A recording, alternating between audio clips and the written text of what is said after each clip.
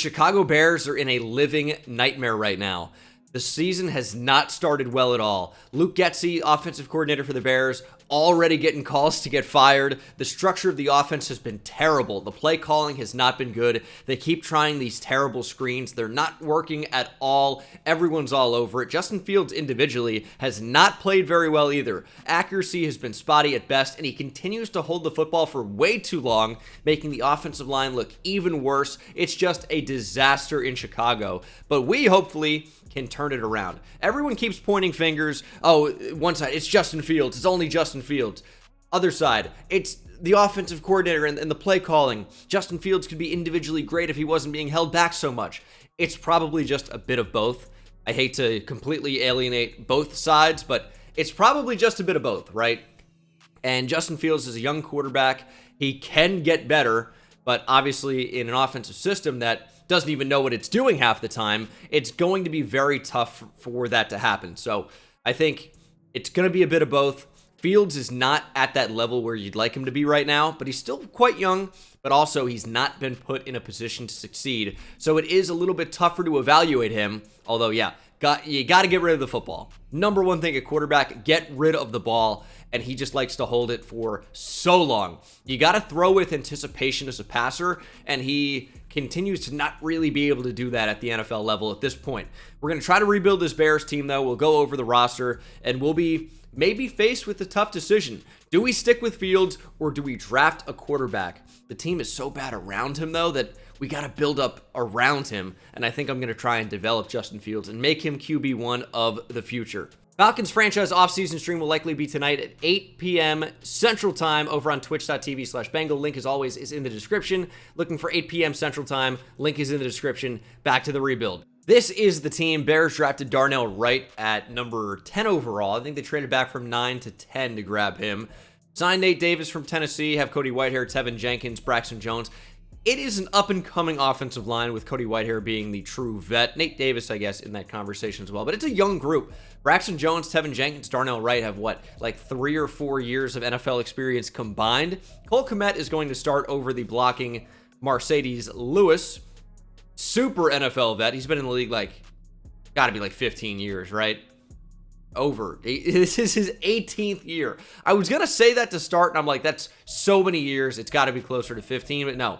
Worst time with Jacksonville. He's most well known as a Packer, I would bet. Really, really good player, and it kind of proves if you can block as a tight end, you will have a long career. In this rebuild, he's not going to feature much. I'm sure he's going to retire after that first year. Receiving core looks good. You guys know I love Darnell Mooney, money with 2 O's, and DJ Moore is one of the better receivers in the league.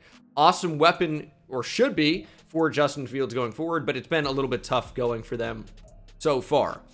I like also Tyler Scott, but he's really just a deep threat at this point, so we're going to play him over Velus Jones, and I'm not really a big Chase Claypool guy, but there's not really a reason to trade him. I know he had a touchdown yesterday as I record this, but I don't believe in Chase Claypool. I'll be the first to say it. Justin Fields, of course, at quarterback. Star development, just 24 years old, in year 3 now, so people are starting to get impatient. We might just know what he is at this point. Got to be more accurate. That awareness level is so low, 61. And then at running back, I mean, they're playing to my own heart right now. I mean, I got the Texas hoodie on. We got Deontay Foreman, Doak Walker award winner. We got Roschon Johnson, 4-star quarterback commit to Texas. And they're just like, you play running back now. And he's like, all right, I'm going to be really good and get drafted. And even behind Bijan Robinson, he got drafted fairly high. Awesome locker room guy. 86 speed is incredibly disrespectful. He's got to be a little bit faster than 86. But he's probably at least RB2 for them right now. Deontay Foreman, I think he's kind of getting phased out a little bit. And Khalil Herbert just might end up being the second best back they have behind Roschon Johnson. And I'm not just saying that as a biased Texas fan. Roschon Johnson is so good, and I think you're finding that out already if you're a Bears fan. Had a good week 1 in garbage time, and I think he's going to only get more opportunities. You got to remember, it's just week 2 of him as a rookie. So if he's already getting in this much playing over Deontay Foreman, who was a healthy scratch, well, he's going to continue to get more and more and more playing time. And then defensively, it is a really, really, really weak defensive line. There are things to like outside of that, though.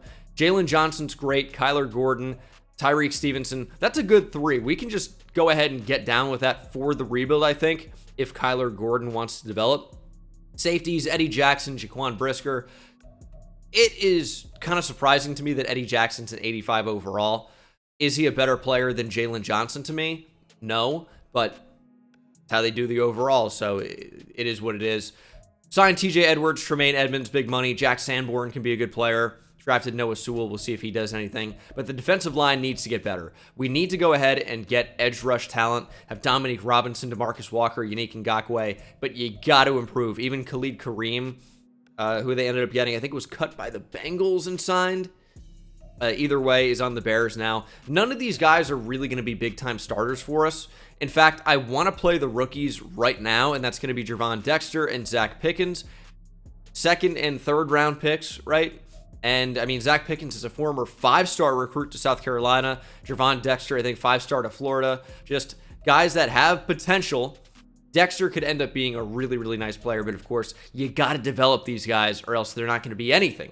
But this is going to be the team for year 1. I'll simulate to the midseason mark. If we want to make a trade, we can do so at that trade deadline. But I probably am not going to do a whole lot. Of course, got to jump in here, do training camp, get Tyson Bagent. Just read that. His dad, like, professional arm wrestler, Travis. Super stud. But, yeah, we got to develop Justin Fields here in training camp. Get an extra skill point as he airmails DJ Moore. But yeah, we're going to be in a good spot. We're going to get some dev trait upgrades, hopefully. I'd like one. Roschon Johnson would be nice. I might just use him as my running back in this rebuild. We'll have to see. I don't want to make any commitments yet, but it's certainly possible. Again, we'll have to see. As we miss everything, really? Oh, that's devastating. We are going to crush this, though. And we might even be in position for 30,000 points, depending on how this final rep goes. Sometimes I just like to be crazy and just kind of lob it up on the run. But you can actually do quite well in that position sometimes. It just depends what you want them to actually do. If you're going for 2 targets, sometimes it does make sense to just run and scramble so you can hit it on the line. And 2 targets doesn't get you more of a multiplier, but it does get you more points. So kind of have to play that as you like. But no dev trait upgrades for Fields. Herbert's 25 already. I know that doesn't seem wild, but he's a running back. So what do you have, 2 years to develop him? I'm going to use Roschon Johnson. Gold for Roschon Johnson. It is pretty incredible just how slow 86 speed is. Dev trait upgrade would have been really nice. Didn't happen. But Mooney and Moore are going to be our guys in this one. Robert Tunyon's here. I just don't think we're going to ever develop Tyler Scott. It's so easy to go in and draft a receiver that's like a 75 overall. What's the point of him being developed in a rebuild? It's not going to amount to anything. Oh, look at that double move. We're never going to get this to 500, though. Because that is not how you run a route. But we got gold anyway. Doesn't really matter.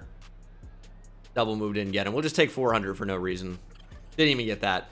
But another upgrade for DJ Moore. It's never a bad idea to upgrade your really good players, especially if they're kind of like 26, 27 years old. And it's going to be tougher to develop them long-term just because of the, age of regression in Madden. And I know there are sliders to change it, but it doesn't mean, it needs to be changed. It doesn't mean it's bad just because they regress at those ages. It's kind of like the average in the NFL. So it doesn't need to be changed. It just needs to be, you need to be aware of it. So take advantage of training camp when you can. As Darnell Mooney, we should be able to get gold on. Kind of just like these outside releases. Try to get 200 and 400 at the same time. That's kind of the tough thing a lot of the time. But not impossible. Not impossible. But if you can only settle for one, you got to take the 400, of course. But should be able to get both here. And we do. And this is going to be easy gold. He's playing off coverage. Going to be tougher. And yeah, okay. That was bad. Sometimes if they play off, you just can't have a free release to the outside. Of course, I have to try again. All right, but we got easy gold with plenty of time remaining. And of course, the big thing about the quick outside release, couldn't get it there, but you get also a multiplier for them getting rid of the football really quickly. So, they get 24K. Give me a fumble here. Tremaine Edmonds. Getting him upgraded to Superstar X Factor would be really, really nice. We've had no dev trait upgrades throughout the entirety of training camp so far. And that remains to be the case. Maybe a DB would go up. Eddie Jackson I'm going to trade. Actually. Going to trade Eddie Jackson. I'd like to get Kyler Gordon an upgrade. Let's do that, and then I'll probably use Jalen Johnson in DB battle, maybe? Yeah, why not? We got gold with 4 reps remaining with Kyler Gordon. Some of these routes, they just won't let you cover. Some of the time, you can be right there, and you'll fall out of phase and get out of position, and they'll just catch it anyway. But, pretty good rep here. Kyler Gordon getting upgraded to star would actually be huge. Because right now, even though he's a decent overall for his age, this is what I'm talking about, that should never be completed. Oh, it actually went out of bounds. I get lucky there. But, like, you need star development at a lot of these positions where you can't really get upgraded. Warner is one of them, where you just kind of have to get the dev trade, and he doesn't have it. Gold on Jalen Johnson here with 4 reps remaining. This is probably the hardest drill in the game, I would say. At least of the ones I do. I usually don't do the second quarterback one because there's not really a point unless you've drafted a quarterback to sit behind your current starter. But this one is just like you have to be so precise, and some routes are just like pretty impossible to cover because you can't know in advance, like with the other one. So you just have to try and stay as close as possible. But if you have to change direction like that, you've already lost. But we got gold already, so it doesn't really matter. And give me a dev trade upgrade on Jalen Johnson, please. Nope. Also, Roshan Johnson, 54 overall receiving back. He is a good receiving back. These ratings are bad. I'll say it. They're really bad. I'm okay with him being a low overall. We just got to recognize what his strengths actually are. And I mean, the secondary attributes, the blocking and the catching, the route running, wow. Terrible. Of course, when I pretty much don't want to draft a quarterback, 3 or 4 of the top 10 players in the class appear to be QBs. So, don't love that. Just because, I mean, I guess it is good because more other players for us to draft, if you know what I mean. Like, we don't have to worry about drafting a QB, so it's good to see QBs go ahead of us, meaning there could be more talent left on the board for later. 3 top 5 potential guys, though, which is interesting. Raheem Mitchell, receiver at LSU, could be interesting as well. A lot of tackles, which I don't really need. Which, again, kind of works to our benefit, I guess. We can scout wide receiver and corner. I think that actually works out pretty well for us. And we'll want to change around some of these a little bit. I will say it's interesting that one of the strengths of this region is running back. Would I draft a running back? I could. I for sure could. And usually, if you see a strength of the class like that, I would say there's a decent chance that he's going to be a really, really, really good prospect. I don't want to say generational, but it's not impossible. Yep, not good. 1-6 at the midseason mark here. We're going to be trading, guys. For sure. Jalen Johnson going to be re-signed. Darnell Mooney, I got to bring him back. Deontay Foreman should probably get traded, although Hookem was tied at Wyoming, or against Wyoming 10-10. I was at the game in Austin, so I know it was in Austin. I was there for it. Tunyon getting traded for sure. Yeah, man.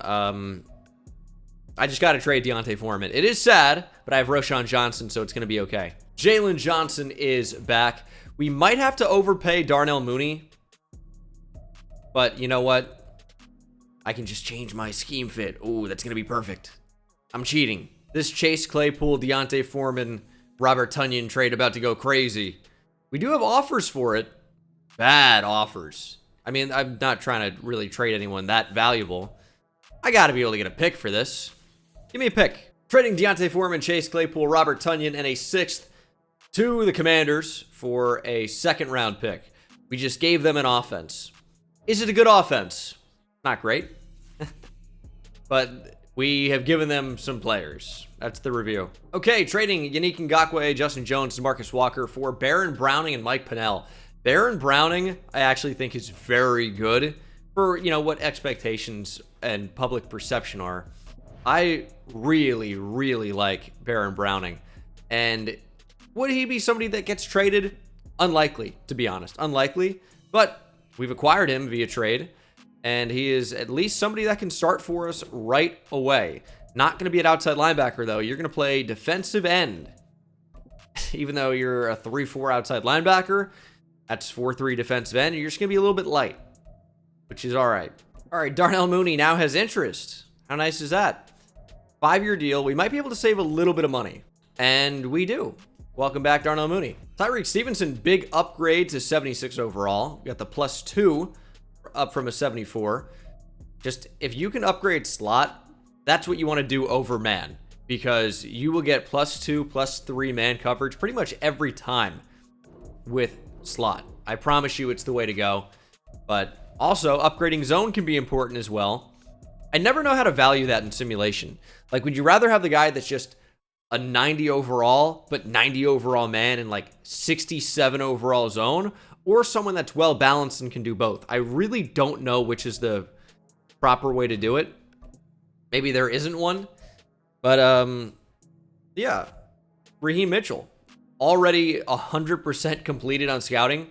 That's why you want to align these guys correctly, because we now know which receivers are worth drafting and which are not. Raheem Mitchell, worth drafting. Angelo McKee, probably so. Andrew Trent, same deal. But, you know, some of these guys, like, you don't want to draft Braylon McGriff. He's Texas. Never mind. You might want to draft him anyway. He's got a heart. But, yeah, you want those round one talent guys. And there are quite a lot of them, especially down the board. And we actually didn't finish nearly as bad as I kind of expected or even wanted. 7-10, which is a really, really, really good second half of the season, all things considered, right? Because we got off to a really bad start. We lost our first 5 games, beat the Vikings, lost to the Raiders, 1-2, lost 2, and then, you know what? It wasn't a really good second half. It was pretty good, though. We only lost, what, 3 games? Were we 1-6 or 1-7? We might have been 1-6, actually. As Dak threw for 5,000 yards. Justin Fields was last in the league for all starters, 32nd in passing yards, 16 touchdowns to 13 interceptions. Roschon did go for over 1,000 and 8 touchdowns. However, only 3.7 yards per carry. Justin Fields is running quite a lot. Receiving, DJ Moore. I mean, Darnell Mooney had 9 touchdowns. Nobody really doing anything in this offense at the moment. And then defensively, a lot of tackles for Tremaine Edmonds. 13 for loss for Javon Dexter. 12 for Baron Browning, who we got, who led the team with Tremaine Edmonds, who each had 2 sacks. That's got to be the lowest output for sacks I have ever seen in Madden simulation. I've never seen something so bad. 2 led the team. I mean, we were apparently the number 6 defense in points allowed per game, but 2 sacks led the team? That's insane. All right, I just wanted to confirm a suspicion that I had, and it is unfortunately true. Kyler Fackrell, who Bears fans might remember, played on Green Bay for 4 years and then went to the Giants. What a signing that was. In his career year in 2018, and this is part of why sacks are not an important number very much, he had 10.5 sacks. My whole team combined had 9. 2 and 4, 5.5, 6.5, 7.5, 8, 8.5, 9.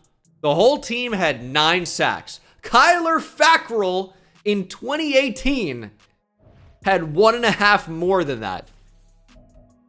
Just terrible. 2023 season recap had the Chiefs smashing the Cowboys in the Super Bowl, and Josh Allen winning league MVP. Joey Porter Jr. and Bijan Robinson are your rookies of the year. Josh Allen dominated, and he had a really good bounce back week 2. That's why I said don't overreact to week 1. We know what he's done. Everyone overreacts to week 1 and even week 2. It's a long season. Like, I came out with my week 1 mock draft, And I said, oh, the Falcons could use some more players on defense. Like, didn't you even see week 1? Dude, you want me to overreact to 1 week of the season when we saw the Falcons all of last year? Yeah, they got Jesse Bates. They got better at free safety, but there are a lot more positions where they need to upgrade. They played pretty well in week 1. Oh, yeah, I completely made a mistake. Why would I have them drafting a defensive player? Oh, so stupid of me. We're going to pick up the 5th-year option on Justin Fields, obviously. I don't know why we wouldn't at this point. But this is what I'm talking about, of why the Bears might actually end up with a decision. How does Nathan Peterman have star development, by the way? But the Bears might actually end up with a decision here in the near future about quarterback, about whether or not Justin Fields is the guy. Will they draft a QB with a high enough pick in 2024, this upcoming draft? Obviously, it's really tough to say right now. We don't want to overreact to week 1 and 2, but this is kind of the same problems the Bears had last year. So it holds a little bit more water, holds a little bit more weight. And I don't actually think we're going to do anything in free agency.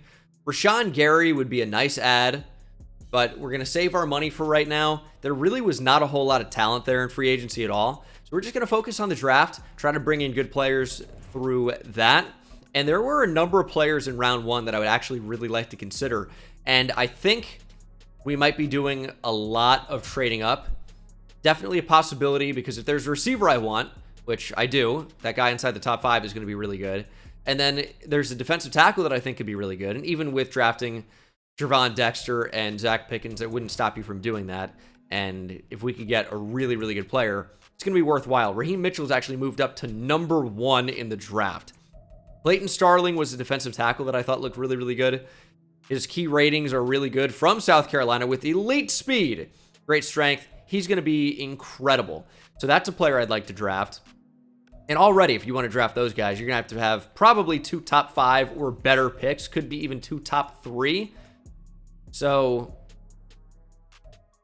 we're going to have to move around the board. And it'd be nice to get a round 1 caliber player, right? You wouldn't complain. But if you can get a player that's top 5 in the draft, maybe even 2, I think it is going to be worth it to move up a lot. So we're going to consider our options right now. Man, a 6'4" corner with A-man coverage and B-zone coverage looks pretty good, though. I don't know how we want to approach this draft, but there's some really, really good-looking players. Even DeAndre Davis. I could draft a safety. I really could. Because Eddie Jackson, I don't really believe in. And I don't think I traded Eddie Jackson. Or did I? No, I don't think I did. Did he have an expiring contract, though? I thought he did. But then I didn't see it when I went to trade him. And I see him in re-sign players, right? Now I don't remember. I think I definitely screwed up by not trading Eddie Jackson if I didn't. I feel like I didn't. There he is. He's only down to an 84 overall, actually. He only regressed slightly. Only slightly. Now, I'm a little confused.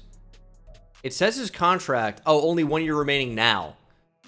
I don't know why I saw 4 out of 5 when I loaded in. Might have seen Elijah Hicks' number. Eddie Jackson will be a draft day trade for us. Almost certainly. Because it's going to free up a little bit of money, which is fine. Pick at number 11. And I also didn't see the mock draft. So now I have no idea where these players are going to go. Raheem Mitchell could be the first player off the board. Which, he is 23 years old. He's going to be good. This might be the one player I have to say, hey, top 5 talent. Unfortunately, we have to miss out on him. That might be the wise move. Clayton Starling's a top 5 talent as well. That's probably the one guy we have to have. We're going to have to trade up to do it. Cardinals pick at 2 and 3. I have no real idea where these guys are going to go. Starling, I'm really considering trading up to like 3 to do it. That first team interested was apparently the Broncos, who pick at number... I saw the Lions as well. I don't really even see them in there. Raheem Mitchell goes at number 1. Not going to take a receiver. Clayton Starling goes at number 2. Wow, okay. That sucks. Was not ready for that. Now, the Patriots actually have taken a receiver number 1 overall in the draft before, in Irving Fryer, back in like 1981 or something like that. So we just, I don't want to say got screwed there a little bit, but We just didn't pick high enough. We weren't quite bad enough, unfortunately. And in a way, that's good. But in a way, it's bad because we missed out on a really good player. Or two, even. Eddie Bayless is someone I liked because he had a finesse move. But I'm finding out now he's a round 1 to 2 talent, which you don't love. I don't know how I even want to approach this draft now. I thought I was going to trade up, but I wasn't going to trade up to 1 and 2. This makes my decision a lot tougher. So we pick at 11 and 21. So the Panthers, I guess, were better than I would have wanted. Kind of unfortunate. We could have ended up with some really high draft picks, and we didn't really get any of them. So this is a trade down spot. I could draft Eddie Bayless if he gets to 21. I wouldn't necessarily go away from that. I think that the corner is somebody we should draft for sure, which is, well, DeAndre Davis also certainly on the board too. Grant Eubanks. Be nice to come away with both of those players, but we missed out on the 2 top players, which is, again, unfortunate to say the least. Definitely unfortunate. Okay, doing a huge trade here with the Cardinals. I am trading this pick, number 11, a second-round pick this year as well, number 43, a third-round pick, a second and a third in 2026, and then a 6th in 2025. In order to trade all those picks, here's what we're getting back. We are getting a first-round pick next year from the Cardinals, a first-round pick in 2026 from the Cardinals, and a second-round pick this year, which is like 34, I believe. So we are trading up in the second round and hopefully acquiring some really, really high picks in 2025 and 2026. So it's a big trade down overall to hopefully get some really, really high draft picks in 2025 and 2026. That's a bit of a gamble, but it's one that I was comfortable taking as we are back on the board at 21. Not going to take a receiver. Is the defensive end available? We know he's around 1 to 2 talent, which isn't like incredible or anything. I think this is where we're going to take the safety. DeAndre Davis at 21. A, hit power.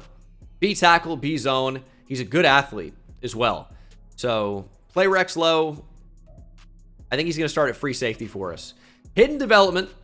91 speed, 92 acceleration, 91 agility, 69 strength. Nice. 22 years old, out of Notre Dame, keeping him fairly local. Indiana to Illinois. That Midwest theme going on. Yep, I mean, play rec in pursuit, not great. Play rec in particular, bad. But we can upgrade him. He's going to start over Eddie Jackson because Eddie Jackson very likely not going to be on the team. Okay, Ernest Barrow's off the board. I am not letting that other cornerback get drafted. We're going to hopefully make a move here with the Texans. Now, Eddie Jackson should have some value. Will I include him in this trade? I'm not sure. I mean, that cap hit is so monstrous that, I mean, how many teams can even afford that? I'd like to just trade up with round 2, pick 2, and then like a 4. But I don't know if that's going to be enough. It's not. Might have to include Eddie Jackson. What is Eddie Jackson's actual value, though? What are other teams going to offer me for a 30-year-old safety? David Andrews, Chandler Jones. No, I do not want any of that. What about, does this even go halfway? Just about, actually. Okay, it's going to be Eddie Jackson and pick 40 for pick 25. We just cleared a lot of money for a year, I get it. But we're going to guarantee drafting the player we want, even though it's a position of strength for us right now. Grant Eubanks, I think, is going to be really good. 6'4" corner, only 21 years old. Also out of Notre Dame. We're just building their secondary. A man, B press, B zone. Physically, he's got great speed. I mean, he's a 6'4" corner that ran in the 4.2s. This is Tariq Woolen. Really. That's who this is. Deep play rec, but that's okay. He's an athletic freak who can cover. He's only got normal development. How is that possible? We got a freak athlete with great cover skills, and he's got normal dev. They're killing me. The Vikings are offering us a first-round pick next year to trade out of this top of the second-round pick. So it's a move up no matter what. We just have to wait a year to use it. And then we don't pick until the 4th round. There were some good players like round 2, round 3 that I think could have been, you know, decent draft picks. but none that are going to be so game-changing that, oh my goodness, we absolutely have to draft them. And I'm just totally fine trading down and just kind of waiting until next year, really hoping the draft class is even better. This draft class had some good players, but nothing like super exceptional that I could actually draft. So just one of those things where we have to just kind of, reevaluate the board on the fly and kind of change our approach a little bit. 2 4s gets us a 3rd next year from the Bucks, and I can't do it.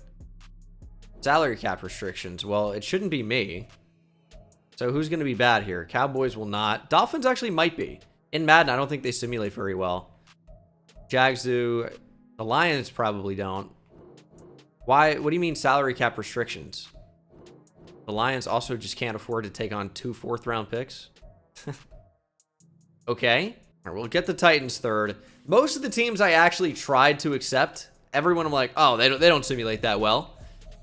All of those teams just couldn't handle it for salary cap restrictions. So a little bit unfortunate. Now, there was this decent looking slot receiver. Not going to be anything super good, but he is actually off the board. He was around 1 to 2 talent, but didn't actually look very good. I don't really want any of these receivers. Like, they're decent value, I guess, in round 5, but like not really. Perry Isaac runs fast. That's it. That's the review. I think the draft did go pretty well. DeAndre Davis is a 74 overall, which is not bad. Grant Eubanks is a 77, which should be one of the better players in the draft. So we missed out on Raheem Mitchell, who's an 80, and Clayton Starling, who is a 79. There's a 79 overall running back as well, but again, we don't really need that. Eubanks was a top 5 player in the draft. Good tight end, good center. I looked at Artie Elliott. Didn't really look that special. But yeah, a lot of receivers who are just pretty good. I don't know. I felt like we did pretty well in the draft. Just unfortunately didn't do like amazing and missed out on 2 of the top players who went at 1 and 2. To be fair, would not have been able to get both. And in fact, I was just going to settle. I was going to settle for 1.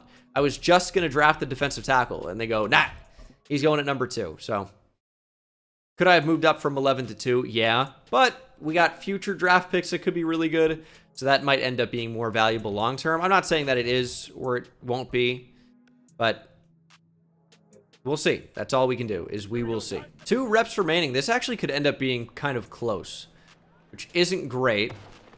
That's going to do big things for us. That actually could be gold. Yep, it is already. So 1 rep remaining. Doesn't even matter, but we'll do decent enough anyway. 25K, just under 24. Should be gold for Roschon Johnson. Oh, no. Never mind. Just got blocked. Tremaine Edmonds blocked right into Roschon Johnson, unfortunately. And that is, not what you want to have happen. Oh, almost happened again. But Roschon's going to have it here. And that is gold. Give me a dev trait upgrade so that he can actually be usable. I can probably only try this like another year or 2 at most with him as RB1. But it's not what I want right now. We get 500 here? Yes. Darnell Mooney's in. We already have gold. It doesn't really matter. When they press, you can go deep. And when they play off, you just have to kind of, not all the time, but a lot of the time just settle for the easy points. But when they press like this, you can usually get over the top. Just didn't feel really good about it happening that time. But it's not like you get more points for getting more points in the game, right? It's capped at, okay, get gold, get, silver. It's locked at the XP 20 or 2000 or 2500, and then it's not locked to dev trait upgrades at all, not even a little bit. So it'd be nice if I could set a personal record and get a dev trait upgrade, or get 10,000 points above what gold actually is. Something. Jesus Christ, this has not gone well. But I don't know. I feel like the dev trait upgrades are completely random. I don't know what the chance to get them is, but it cannot be very high. I almost never get them. I never get them in practice. You guys keep, tweeting me screenshots at Bengal YouTube on X, Twitter. And you go, oh, I got it in practice again. Haven't had one ever in one of the regular weeks. Hasn't happened. It's frustrating. I've screwed up a couple times in this one. We're going to need like a fumble or something stat. We have 6 seconds. Get 6,000 points. It is doable. And I think we're going to do it as long as we don't screw up here. That's what it's going to come down to. Boom! That should be gold. And it is with 1.2 seconds to spare. And thank goodness we did because he didn't tackle him on the next play. That would have been a really, really, really tough way to not get it on that last rep. Still probably not going to get any dev trade upgrade. But it is what it is. I'm used to it by now. No upgrades at all. Jalen Johnson.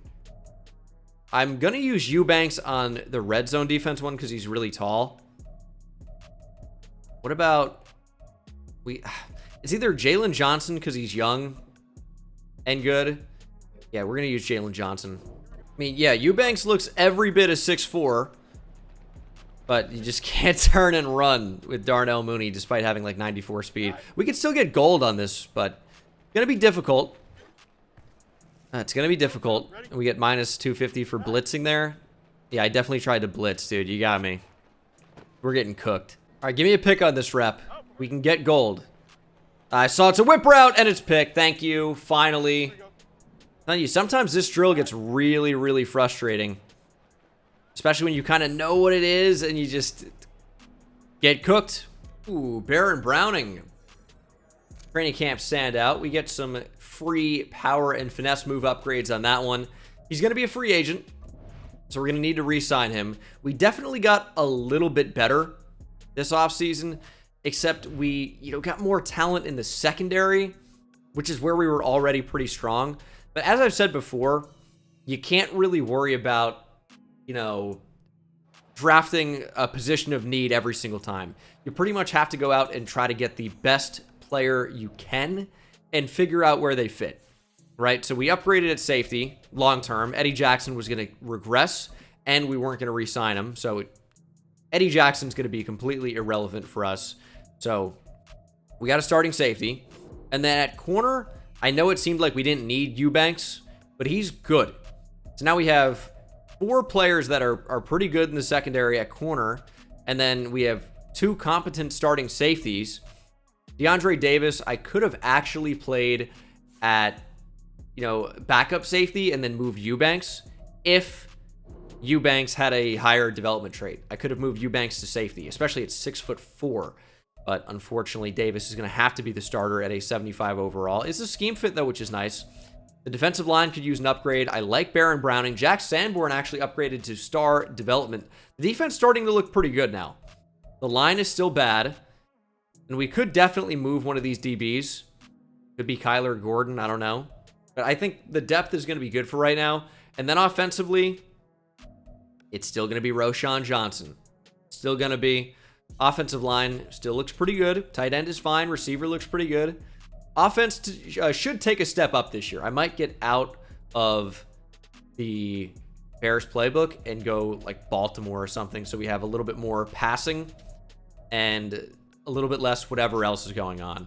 And we might go like 4-3-quarters and Buffalo so we can actually have some type of a pass rush within our 4-3. So we're going to try that out. We should be better this year. Despite winning 7 games, we should be better. We got a breakout D lineman here. Dominique Robinson. If he gets a star dev, we actually could have something there. I mean, is he going to? Unlikely, probably. But it is possible. I should have simulated week by week after week 1. I forgot that we had some type of moment with Baron Browning. So that's my fault. I kind of completely forgot about that and just simulated to the midseason mark. So a little bit of a mistake there by me, or definitely a mistake. Maybe he would have got upgraded to superstar dev, or even an XP bump would have been nice. So again, mistake by me, but hopefully it's one that doesn't come back to bite us. Hopefully he's just, gonna be good anyway. Maybe gets upgraded down the line somewhere. I don't know. Who is going to be a free agent is up next. We're 2-5 at the midseason mark. Better than we were last year, although that's not saying a whole lot. Tevin Jenkins, Baron Browning, Khalil Herbert. I do want him back. Jack Sanborn. Harrison Bryant is now with the Bears. How did that happen? Larry Borum, Cody Whitehair. There's some decent players here, but none of them are going to be particularly expensive, and we have money. So I think we're going to be in a good spot. Tevin Jenkins wants money. We can extend him to a 5-year contract. I think he's going to sign that, but he doesn't want to. So my mistake, Tevin. Baron Browning wants a mentor at left end. We don't have one, but he's still cheap enough to where this is a no-brainer contract extension for us. And Baron Browning is back. He should get into the mid to maybe high 80s at the end of this thing. We'll have to see. That dev trait needs to go up in order for some of those things to happen. Khalil Herbert, it's not really too expensive. It is a backup running back, maybe. Could just start him, but I'm really pushing the Roschon Johnson agenda, and I still feel good about that. 5-year contract for Jack Sanborn. Linebacker looks good for us. I think our team in general looks good. It doesn't look great, but we just need to continue on this path, develop the players we have, and then obviously bring in some more talent when and where we can. So we're just going to keep at it. I think we're in a good spot. And, if we lose 11 games this year, it's not going to be the worst thing. It really won't be. We're 3-5 after a win. And Dominique Robinson did not do what he needed to do. So no star dev for him. Okay, there's another maybe even better defensive tackle than we saw last year. Terrence Harris from Arkansas. That is going to be a player at the top of my board. And Rayshawn Killings, good defensive end name. Killings the quarterback. That's what we want. I like that. Don't need corner. Really don't need corner at this point. Run blocking for an agile left tackle. I like that. This could be a good draft class. We did not make the playoffs, but we were better than last year. Went 8-9. The Vikings continue to struggle, and we have their first round pick, so I'm not going to complain about that. We should have a really, really good chance to draft who we want. Not really that bad of a year for Justin Fields either. Big upgrade for him, and he was productive on the ground too, 845 rushing yards. Roschon Johnson can't be RB1. He's averaging 3.3 yards per carry. He's not good enough for us right now, unfortunately. Running back's going to be a position we could address, or just stick Khalil Herbert at RB1. That's an option as well.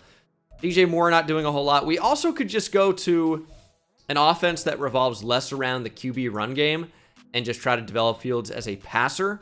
Way more sacks this year, led by Baron Browning, and 5 picks for Jalen Johnson. Could be enough to get him a dev trade upgrade realistically. 5 picks is a pretty significant amount. No playoffs for us again. The offense continues to be our main struggling point. I think we're just going to try and rely more on our wide receivers and air the ball out a little bit more. I know you got to have the quarterback for that, but Fields is going to be, like an 80+ overall. He's going to have to take a step up. And in order to do so, we're going to have to throw the ball more. Our team's getting better, as I keep saying, but it's not going to be able to take that big step up unless we fully invest in Justin Fields. So that's going to be the path we decide to go there. 2024 season recap has the Chiefs winning the Super Bowl again, this time over the Panthers, and we had no rookies of the year. Clayton Starling, the defensive tackle we would have taken if we could have drafted him, did win defensive rookie of the year. That's tough. Do we need to re-sign anybody? We have $90 million. Just Tevin Jenkins. That's really it. He doesn't really want to be here. I don't really care. I'll give you a low risk offer. This is a lot of money. This is a lot of money. Can I take this down slightly? Tevin Jenkins going to test free agency? No, you're not. You're going to get franchise tagged. It's about $4 million more than we would have paid him annually on a 3 or 4 year contract. So I'm not really mad about that at all. It is an overpay for a guard, no question, but it's also a 1 year lock-in contract. So it really is not a bad deal for us at all. We have money to spend in free agency. We're going to take some swings here. Nick Chubb is here. We need a big-time running back. Nick Chubb is a big-time running back. We're going to give him a big contract. I know it's paying a running back, but he's a good one. He's a good one, and Joel Bitonio could be nice too. And he wants to be here. And what would we do? We have guards, though. That's the thing. I'd really want a center. And I don't know if I feel good about moving Joel Bitonio to center. He was a tackle at Nevada and then has moved to guard in the NFL. Just feels a little bit cheesy to move those guys to center. Although, Jeremiah Owusu-Koramoah is here. He wants to be here. He's not particularly expensive. We're going to find some role for him. Even if it means playing over Jack Sanborn, you got to get better players in the mix. And JOK is definitely an upgrade to what we have right now. Adafe Owe. Wow. Superstar dev. The man formerly known as Jason. We should spend money. We really should. We're giving Owe a huge contract. I had to bump it up, but he's a 26-year-old rush linebacker. We'll just call him an edge. And he's got superstar development. The fact that we could bring in, I know it's paying a lot of money to do so, but a superstar, and a superstar X Factor, sometimes you got to go out and make it happen. Do we need a punter? I got to check, but we can do that later. I think these are the players I'm going to go after. We're going to upgrade with our pass rush here and draft a defensive tackle. We can move somebody over potentially as well. I like the offensive line. I'm not really concerned with that. Tight end is fine. Receiver's fine. Running back's going to be fine. I think this is going to be a really, really good free agency for us if we can get the players I want. And we got all three. I know this is paying a running back who's going to regress a lot of money. But it's for 3 or 4 years. He's going to stay at about a 90 overall or more. And he's amazing right now. And we can really run the football. And then we got 2 superstar adds to our defense. I really think that was a big free agency for us. And as long as I don't need a punter, we can go to the draft. Oh, we need a kicker too. We got Mevis. Dude, any relation to the Missouri kicker who drilled from like 61? We're fine with Trenton Gill. We actually need a kicker. I didn't know about that. I thought we had Eddie Pinheiro. Did I not re-sign him? We can just bring Eddie Pinheiro back though. So let's do that. Get him for the duration of the rebuild. Take the money down a little bit. And he still should be interested enough to sign. I think 3 bars is going to be enough. And it might not be this week, but I think he will re-sign. So we're going to go to the draft and trust that Eddie Pinheiro makes the right decision and goes to the Chicago Bears. And we have a good team. It's just BPA in the draft, pretty much, best player available. And we're going to be good. We have trade offers for Adafe Owe. No, I just signed him. Hey, do we want to take this massive cap penalty to get worse? Probably not. Jalen Johnson up to superstar. And look at this. DeAndre Davis, superstar X Factor. Did he have it? He must have had it. Or did I just see it? No, I didn't. No, he must have had superstar X Factor. What a draft pick. We love that. Okay, that's quite a twist, actually. He can't really do much right now because he's a lower overall. But that is a really, really nice upgrade over Eddie Jackson. In fact, I didn't know how much it was when we drafted him. I just thought, okay, probably star dev, might be up to a 75, 76 overall at the end of his rookie year. Maybe even a 77. Here he is at a 79 with the best dev trait you can get. That's nice. Owe, we're going to move to left end, see if we can get a scheme fit in there. Baron Browning will swap to the other side. And I thought about moving to a 3-4. We have some really athletic edge rushers, but then we can't take advantage of having 3 or 4 really good linebackers. So I'm just going to opt to leave it as it is. Although both of our ends are power rush guys. So 4 3/4 doesn't really use that too much. Could go disguise 3-4, but that doesn't really work for us either. Base 4-3 it is, and hopefully Buffalo plays well enough in that. If not, we'll switch to Kansas City or Dallas defensive playbooks, but this looks a whole lot better. And even though Baron Browning and Adafe Owe are currently playing the same position, they're both listed at left end. They both will get the scheme fit, even though Baron Browning will start at right end. JOK and TJ Edwards are also listed at the same position, but we can move TJ Edwards over to left outside linebacker. He's 29, so he's going to start regressing pretty soon here. And that's when Jack Sanborn can be his replacement. And we could potentially trade him. So we are set up right now. We're in a really, really good position. And going into the draft, we have obvious needs at defensive tackle. And that's kind of it for our major needs. I think it really is. Linebacker looks really good. Edge rusher kind of more solidified now. Corner is going to be good. Safety's obviously good with Jaquan Brisker and DeMario Davis. DeMario Davis is obviously another player in the league. Linebacker for the Saints. But we're gonna be fine, man. I'm really happy with how this rebuild has gone so far. We just can't lose out on this defensive tackle. Really can't. And Matt Callahan, who I looked at, could be pretty good. Looks to be a really good athlete. We just might not need. We could potentially draft him anyway and just go with a 3-4 defense and move some guys around. We could still be set up well for that. We have good depth. Jonathan Burke does not look like he's worth the #1 overall pick. But we need to come out of this draft with Terrence Harris for sure. He's got to lead everything. I mean, this could be, I don't want to say generational. Doesn't have like a power moves, a block shed, but a really, really, really good defensive tackle prospect. Immediate starter, obviously. I don't know how we're going to approach this. I really don't. Rayshawn Killings also looks like he could be good. Elite strength, good speed. Suddenly, there are just great defensive linemen in the class, which is good for us, but we just kind of address that in free agency a little bit. Pick at 11 and 2. And where else? 16. We have another? We don't. So we have 3 first-round picks, though. Got to come away with Harris. I wouldn't be mad about Matt Callahan either. And Rayshawn Killings. 3 top 10 picks. We don't need all of those guys. But we could just move to a 3-4. And Killings could be a 3-4 defensive end. Owe would be an outside linebacker. Baron Browning... well, I guess we could even keep him at 3-4 defensive end, to be honest. Even though it wouldn't be his best work. He could still be a rush end for us. I don't know how we're going to do this yet. We're going to figure it out, though. We're going to get good players. We could even move one of these picks for like a superstar level player. Also, not the worst option. But Terrence Harris is priority numero uno.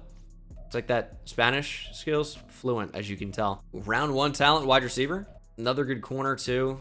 Might see what his true talent is, but no. Solo hablo un poco de español, so no es perfecto, pero yo trato, just no es un experto. All right, here we are in the NFL draft, picking at number 2 overall. And there goes Jonathan Burke. We knew that was coming. So we have players we want to draft at potentially 2, 4, and 10, even though we have just the 2nd and the 11th pick. Terrence Harris is our pick here for sure. Now, is that going to mean that the other defensive end goes off the board? Is it Ty Collins? No, he didn't look that good. Who is it? It's not Killings, because he was supposed to go like at what, 10? It's Callahan, who does look good. B block shed, A power moves, A tackle is a really nice combo. Great speed, great strength. Like, probably a great player. I don't know how to approach this. I kind of would like to get all 3 and just have a monster defensive line. Oh, he looks really good too. Yeah, I don't know. This is a tough call. This is a tough call. I might try to just get picks 2, 3, and 9. So let's go ahead and just take our first player off the board here. It's Terrence Harris from Arkansas. He's got elite everything. You can't see it, but elite strength as well under elite speed. And A finesse moves, B block shed, B power moves. He repped 43 reps of 225. Ran 4.81. It's like your Jordan Davis type guy, even though he's only 304 pounds. And he is the newest Chicago Bear. 96 strength, 79 speed, 78 acceleration. What a combo for Terrence Harris. And we're going to go ahead and get number 3 from the Broncos. And then probably move up again slightly. This is going to be worth it. We're getting incredible depth here. But it's going to mean we're so good long term. So it's the move. We're going to get aggressive. We have 2 first-round picks next year. We can afford to get rid of one of those if we want to. So the Broncos can't really afford to make any trade with us that involves a player. But we can involve picks without question. So let me go ahead and add... I don't know which is mine here. I'm in a Texan situation. What about just 2 first-round picks to move up? That's all it takes. Who knows how valuable that's going to end up being. If we see the Broncos with 2 picks inside the top 5 next year, it's going to be a little bit disheartening, but that's okay. Because we're going to take, I think Matt Callahan with this pick. Yep, Matt Callahan. Looks sweet. B block shed, A power moves, A tackle, great athlete, and also a Chicago Bear. 89 strength for a defensive end is kind of crazy. This almost makes me want to move to that 3-4 because I know he's going to be able to hold his own. Really strong, great block shed, and a great fit on our defensive line. So now we need to move up. We have the 11th overall pick. I just need to move up slightly. Doesn't have to be anything wild, just slightly to make sure we get our guy. So there goes Ty Collins. I'll move up with the Jags. 11 and 63 gets us number 7. Probably a lot of value to give up for this pick, but we still have a second round pick anyway that we didn't trade. So I know we're going to go 3 defensive linemen here in the top 10. Crazy, but we invested in long-term picks instead of taking players last year, and I think it's going to work out really well for us. Elite strength on Rayshon Killings. So I also feel confident that, especially at 274 pounds, that he'd be able to play defensive end in a 3-4 for us. Only normal development, but 90 strength, 88 acceleration, 81 speed. There's one of the backups. I mean, he's got normal dev, so I feel good about not starting him. Good as he may be, and he probably will be a high overall, you know, the lack of the top-end dev trait does make him a little bit less desirable, but I think we've killed the draft so far. This corner's on the board. And we could just get, again, more depth. We already have really talented corners. Don't necessarily need another one, but he's good. And then we could come back and take Alex Clark. Big-bodied, physical wide receiver, also from LSU. Let's just draft him here. Normal dev, but seems to be a really good athlete.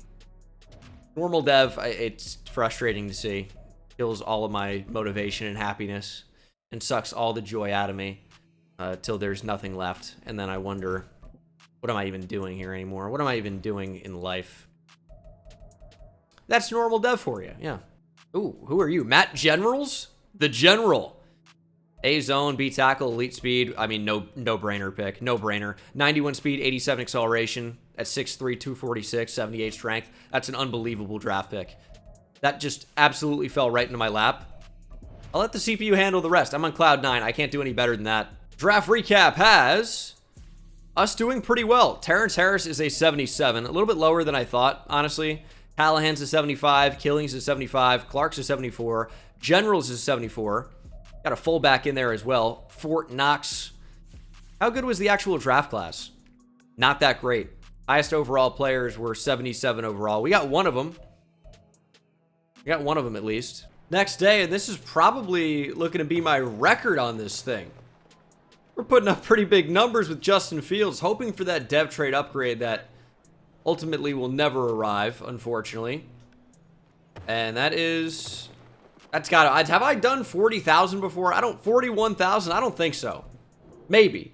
Doesn't really matter either way, but, you know, I like to try and set my personal record every time I get out there. It amounts to nothing, but I like to try. Also, it's now the next day as I record part 2 here. Nick Chubb looked like he dislocated his knee last night and tore like every ligament. That's why I didn't mention it earlier, because it didn't happen yet. Brutal. Really, really good player. Hope he recovers quickly.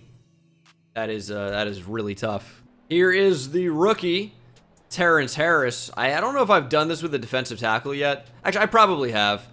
You just can't do it the same way you do it with a linebacker where you just try to be faster. You really just have to go through these guys the way the drill is probably intended, because they just move so slow. Even with crazy speed and acceleration at the position, they just move so slow. I mean, it's staggering.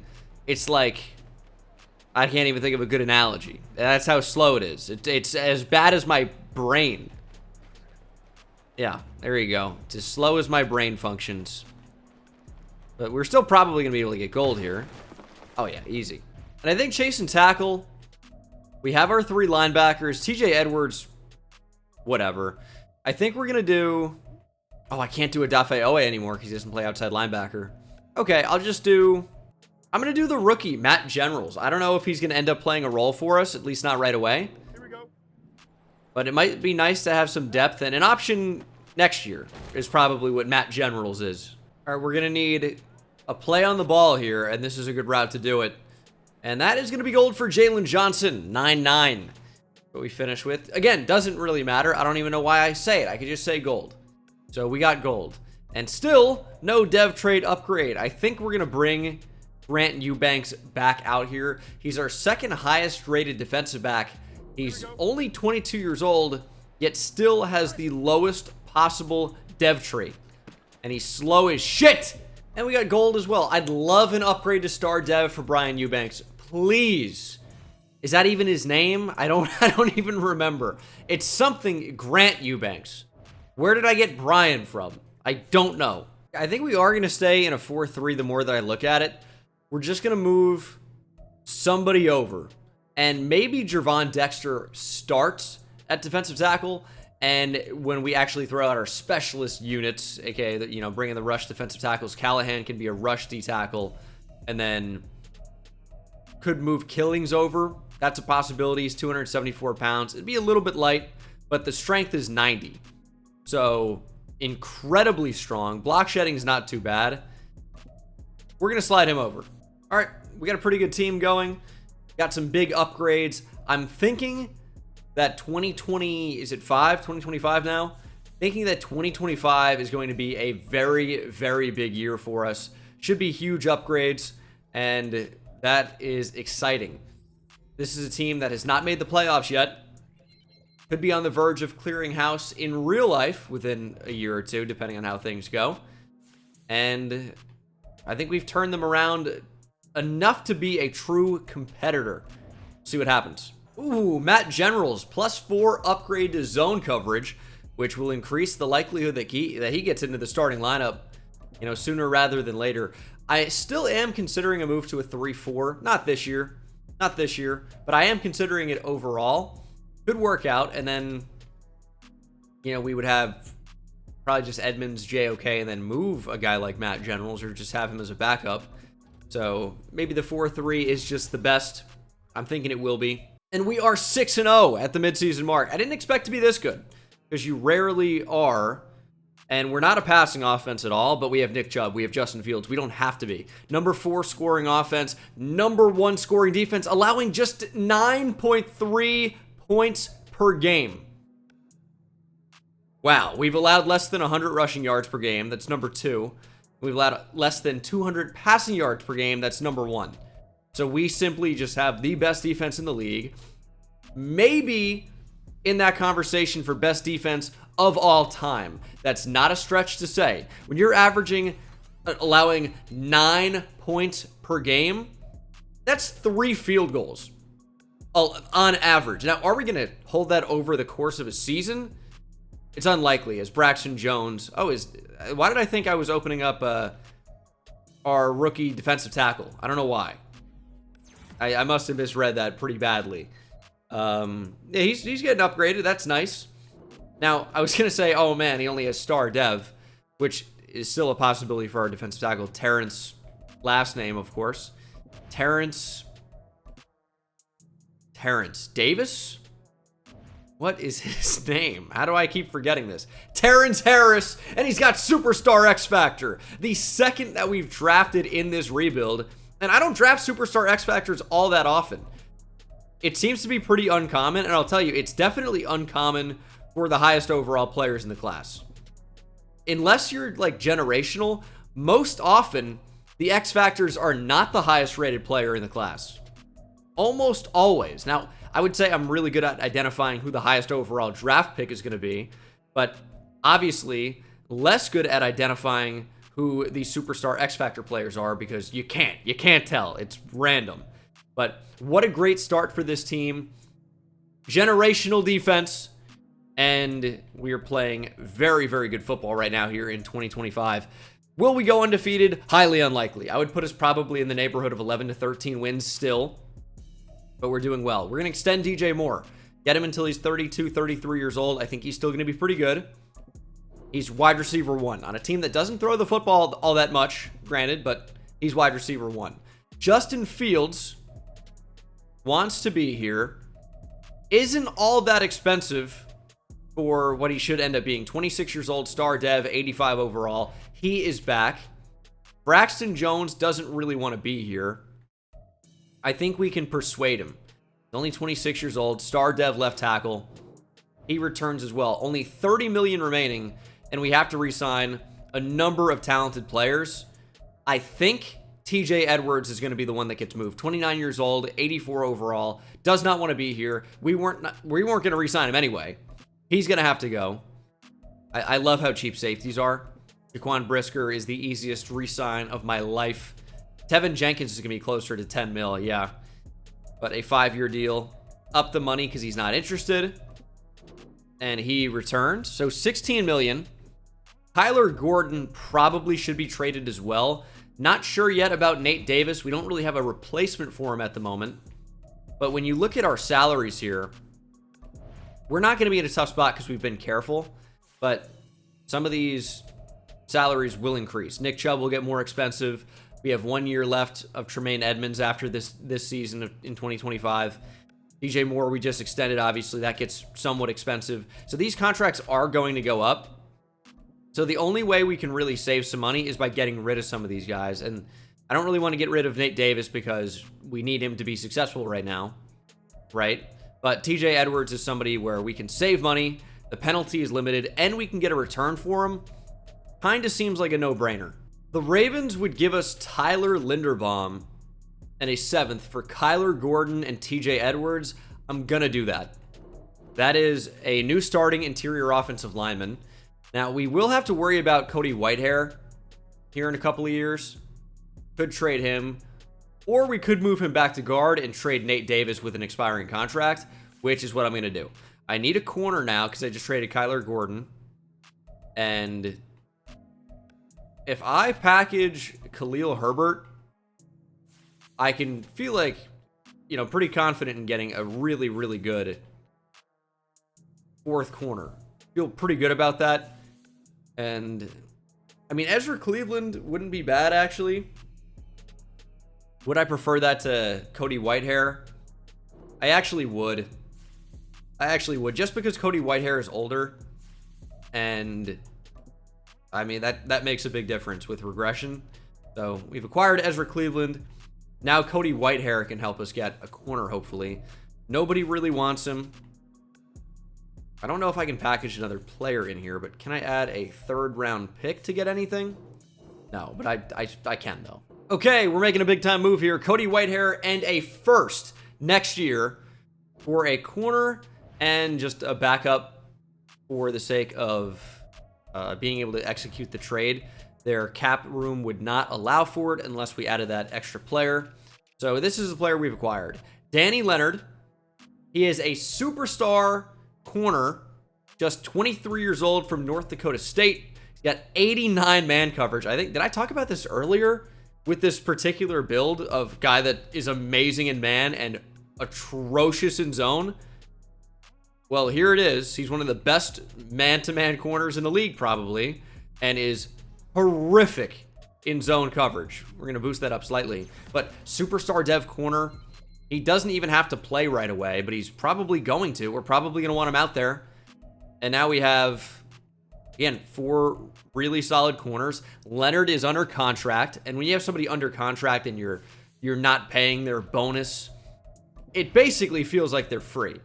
So we're going to be in a good spot. I just think we upgraded across the board there. We got younger. I don't really think we sacrificed talent at all, really. So I love those trades for us. 14-3, and we're playing in the wild card? What a joke. The Panthers, I guess, either won 15 games, like they did with Cam Newton, or did they win 14 that year? I thought they went 15-1 back when it was a 16-game schedule. Either way, we have to play in the wild card, which sucks. Panthers did win 15-2, and hats off to them. Great performance. And let's see our numbers. Justin Fields threw for mostly no yardage, but 28 touchdowns to 4 picks is a tremendously good stat line. Love that. Rushing, Nick Chubb rushed for nearly 1,600 yards, over 5 per carry, 11 touchdowns. Justin Fields right near 900, 11 touchdowns of his own as well. And then receiving, the touchdown numbers are pretty good. Obviously, the yardage is going to be unimpressive considering how our offense functions. Defense was amazing. 17 TFLs for OA, 14 for the rookie Terrence Harris, 13 for Matt Callahan, 11 for Baron Browning, who also had 11.5 sacks. The rookie Terrence Harris had 12, 11 for OA. A lot of good, I would say, role players in Killings and Matt Callahan. Everything worked the way we wanted it to. Everyone did their job. I couldn't be more happy with the defense. And the offense, I mean, they did a job as well. We ended up allowing 16 points per game, so that nearly doubled over the second half of the season. Offense was still good. Defense still #1 in the league. We'll take it. This was, you know, a really solid season for us, and we have been rewarded with making the playoffs, but unfortunately not rewarded with the ever sought after first round bye. Can we beat the Saints in the wild card? Bears, Saints, we do. Big time win, but the 49ers is not the team you want to run into there in the next round. 49ers are pretty good.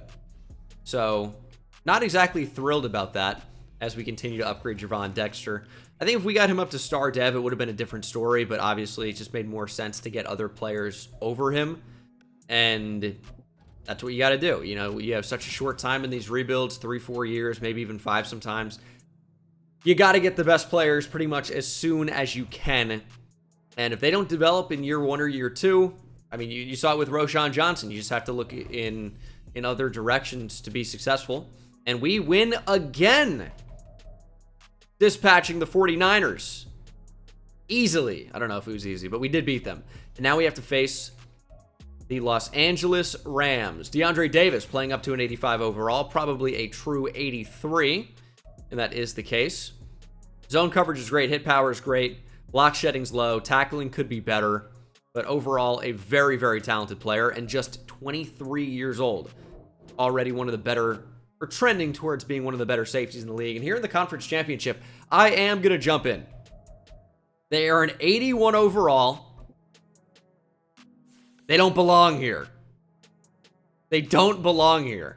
The third player that's listed is Byron Young. Now, tremendous athlete. Really good player at Tennessee. But I refuse to believe Byron Young is the third best player on a conference championship team. I just don't believe it. Anyway, snow coming down here. Rams not going to be used to it. They go from Inglewood, California to Chicago to play in the snow when they're used to playing in a dome in California. And here they are with a 10, now 17-0 lead. The offense has not showed up at all, but we're starting to kick it into gear here. Their quarterback is Austin Bass. What? Okay. Rookie quarterback, 81 overall. Not somebody I remember even seeing in the draft, but here he is. And we have to stop him. It's the third quarter. Rams knocking on the door. They're going to dial up a screen here. This is going to be tough. He's had a fantastic game, by the way, and he's going with the sleeveless look here in the conference championship in snowy Chicago. It's hardcore. I might respect this guy even more now. 3rd and 4. Oh, bad throw. Thank you. All right, it's going to be a 2-possession game after what you'd expect is going to be a field goal try here that will get converted. And Kaimi Fairbairn misses it. Okay. Well, let's jump in here on offense. Got some playmakers, Justin Fields, Nick Chubb. And it's already going the other way. Just poor accuracy for no reason. It's a wide open receiver. Quentin Lake with the takeaway.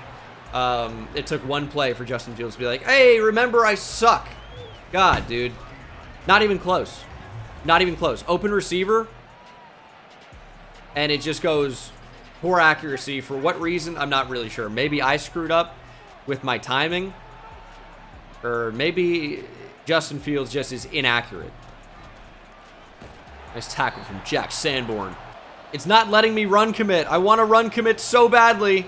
Just kidding. Never mind. It's a pass, and we don't defend it anyway. So, we were screwed there either way. I don't know why it didn't let me make any adjustment. I hit RB several times. It's still not doing anything. There it goes. Now I will run commit up the middle. And they run up the middle, and we allow a touchdown. Glad we committed to stopping that. That was great. The run commit does not mean we were going to be able to stop it, apparently. Yeah, I should have known about that. All right, down by 2 touchdowns. We'll see if we can kind of climb out of this hole. My RB button is just not working. I'm trying to throw. Maybe this controller's just busted. You know, I've been playing some of the old school Call of Duties recently. I streamed a little bit, and I've noticed when I've tried to throw a frag grenade, which is RB, it's been like a little bit weird. And now I'm just trying to throw to that receiver, and it's just not doing it. These Xbox Elite controllers are not elite. They're absolute junk. Do not buy them. They suck. There's RB, though. I don't know. It's funky. We need a touchdown really, really soon. Cole Kmet on the inside. Nice catch. Gonna go hurry up here. 4 minutes and 50 seconds to play, which is less time than I would want, ideally. Oh, he dropped that. Okay. Not the worst thing. Try to get the football out really quickly. I wanted to just get out of bounds. That was kind of what I was going for, but obviously they made a play before we could even do that. DJ Moore going to get open here. He's in double coverage. Just throw it away. Cole Kmet. Airmailed, and it's 4th and 10. A field goal doesn't really do us a whole lot of good here. We have to go for it. We're going to be running Seattle. It was the only suggestion. I need really Mooney or Kmet to get open. And we're going to throw for Darnell Mooney, and it is defended. That is not good for us. It's a big sack. Why can I not say Jeremiah? I was going to say JOK, and I kept trying to combine it accidentally. Jeremiah Usu-Koromoa with the sack. And that is a massive play for us. And now we need one more stop. A throwaway is great. That'll work for us. The game is not over yet. It just still doesn't look great for us, admittedly. 4th and 6. Can we make this throw on the run? Oh my goodness, we can. Nick Chubb catches it on 4th and 6. Justin Fields with the best throw of his career. I just wanted to scramble for it, honestly. But getting Justin Fields on the move is probably what's best for us anyway. He's just got to be able to hit these throws, and we got really fortunate that he did there. As we dink it down again to Chubb, and there is the touchdown. All right, back in the game. We have timeouts. We need stops. And I don't know if we're going to get them. It's 3rd and 2. 2-minute warning. Or did he get out of bounds? 2-minute warning. Okay. A stop here gives us a really good chance. We got to send everybody. Get up and make a play. If they run left, we might be in trouble. Up the middle. We got guys there, and they got it. That's tough. Oh, and the CPU used all of our timeouts. So the game's over now. Well, all right. We'll go for one more season, try to win it all. This was a frustrating one, but we got down early, and the team refused to get back into it, essentially. Although mathematically, we do have one final play. We'll see if Man just decides to kick it out of bounds. They snapped it way too early. We might have a final play here. The return might have been our best shot. I don't know that I've ever returned a punt on this game for a touchdown, so we are going to try to do something. We have 2 seconds, and we essentially need a miracle. I'm going to do what worked last time. Oh, Nick Chubb is open. Down the field! Nick Chubb! Nothing but space! Chubb down the sideline! Touchdown, Chicago! Nick Chubb! Miracle in Chicago! Chaos in Chicago! Fields on the run out of the pocket. Finds Chubb again. And then it was a race to the end zone that Chubb won. They want us to go for 2. I'm all in. Running at Aaron Donald. Trust Chubb. He's in. 2-point conversion successful. We're going to the Super Bowl. What a change of events. I had given up completely, and then I cheesed the CPU for a big touchdown. That's how it's done. Take notes. Colts, Bears, Super Bowl? Where have I heard that one before? Rex Grossman versus Peyton Manning? Oh, man. This is like my childhood flashing back here. Now, the Colts won that game because obviously they did. Peyton Manning versus Rex Grossman. There were other players out there. 52 other guys on each side of the ball. But, well, not each side of the ball, but for each team. I don't know if they all dressed. It's not important.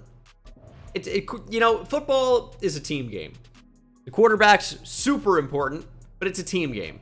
And the Bears carried a not-so-great QB to a Super Bowl. So, we've seen that happen before. I mean, Jimmy Garoppolo nearly won a Super Bowl. Well, has won a couple, actually, but I'm saying as the bona fide starter.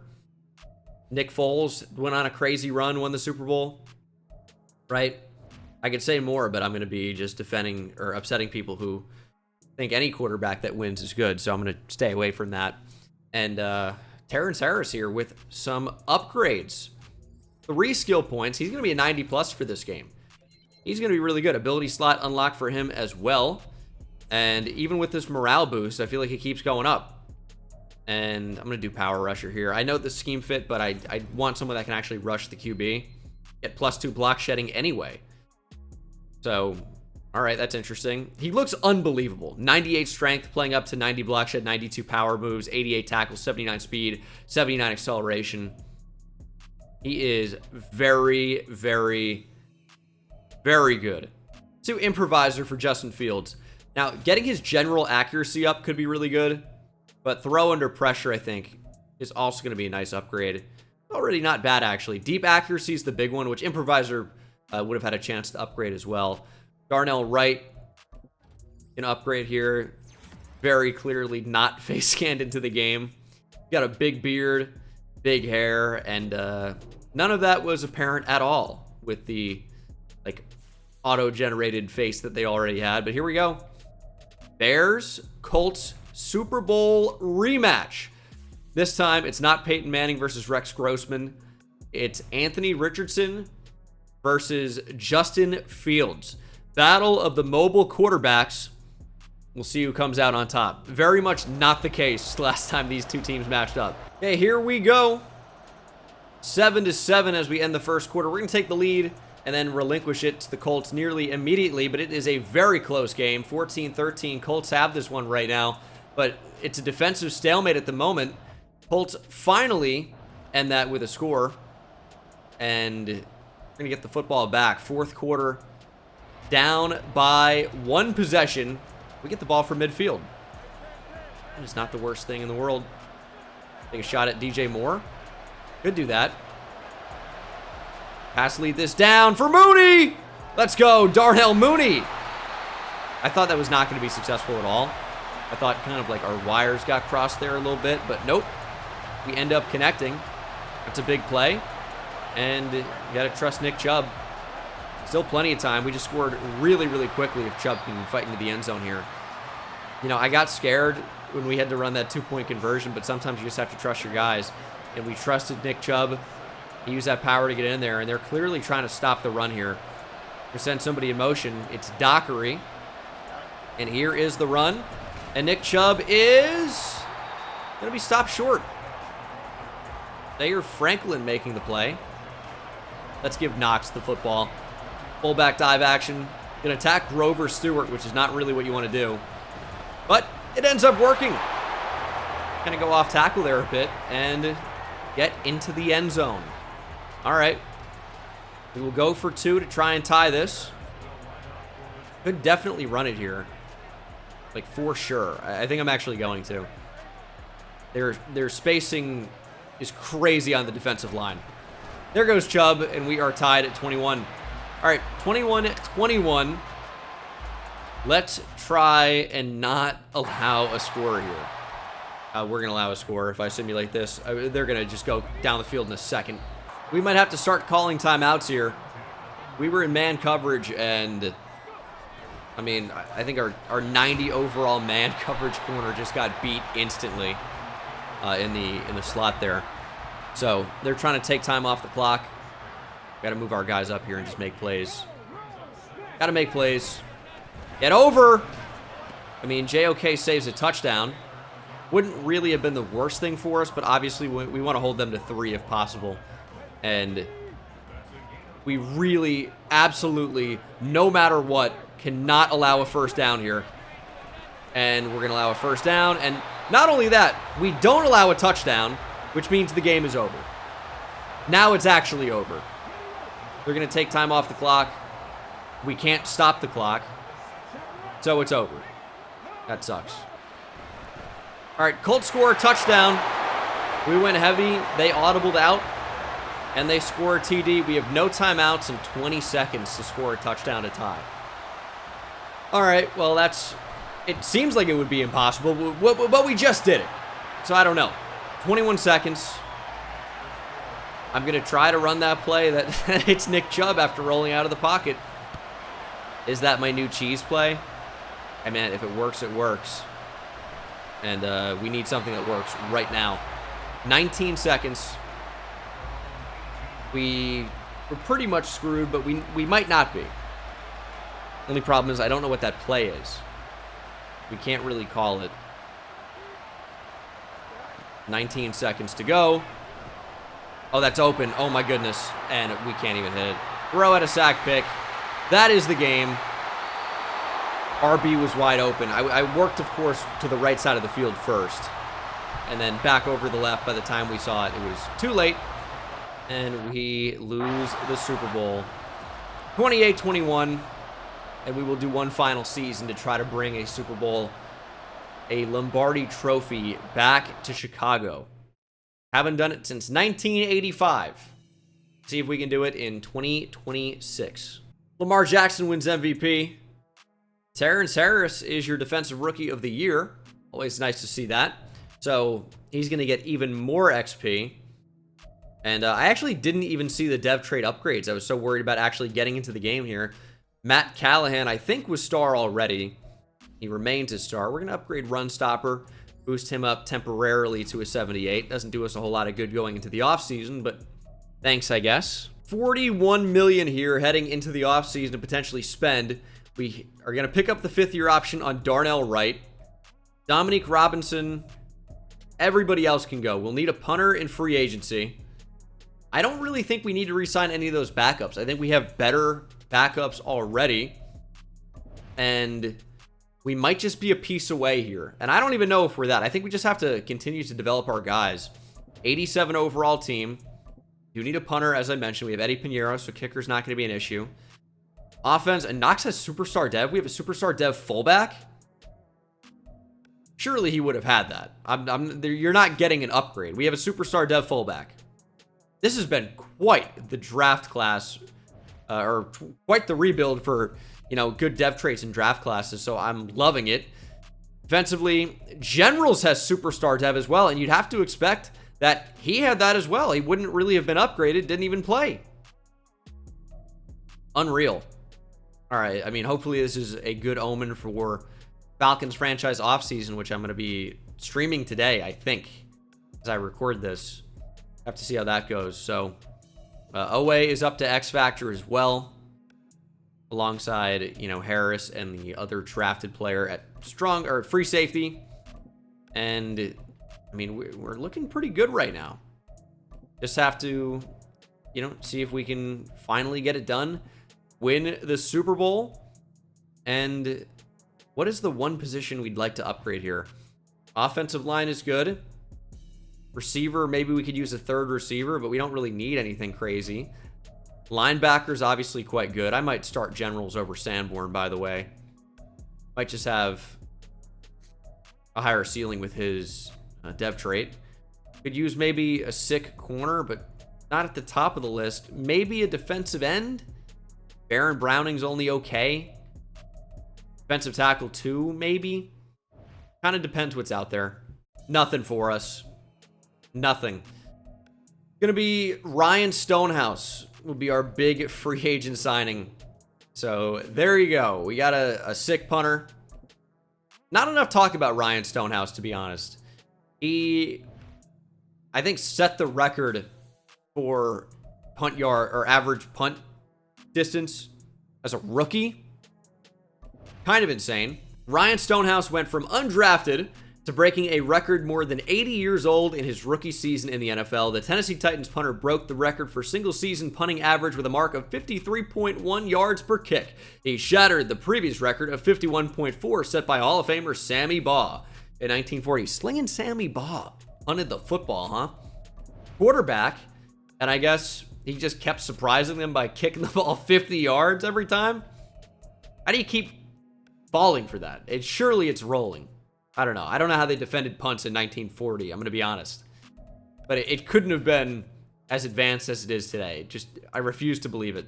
Are we going to draft a receiver here? We might. Sidney Bernard looks very, very good. Look at Timon Reeves. But I can't imagine we're really going to be upgrading a whole lot here. We should pick at number 31 overall. So if we want to move up, it's not going to be cheap. But if the player's good enough going into the final year, if I think they're the difference maker that we need, I'll go make a move. So it's possible. I mean, okay, Timon Reeves has elite speed and acceleration, great strength, A power moves, B finesse moves. I am interested. Is he going to go at number 1 overall? It's possible. Do we want a third receiver? Deep route running's terrible, but doesn't really need to be good. Medium route running's amazing. He's a great receiver. Great receiver. What do we want here? I'll tell you what. I don't know how we could ever get up to number 1. It just costs way too much. We'll see what happens at number 1, and I'll reevaluate. It is a tackle, Bill Higgins. All right, I'm going to try to move up to 2. All right, we are trading the farm here. Baron Browning is on the move. We are trading 2 first-round picks, one this year, one in 2028, a second next year, a third this year, and a second in 2028 to move up all the way to number 2. It is not cheap to move up, but we've seen that in the real draft.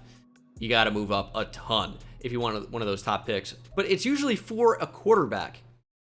Asking price generally is not nearly as high if you're trading up for a non-QB. But I think Timon Reeves is worth it. Only 21 years old, would be a scheme fit as a power rusher along with the speed rush of Odafe Owe. And actually, they might both be power rushers now I think about it. Owe's just so fast, but I think he is a power rusher in the game, at least. Elite speed, elite acceleration, great strength.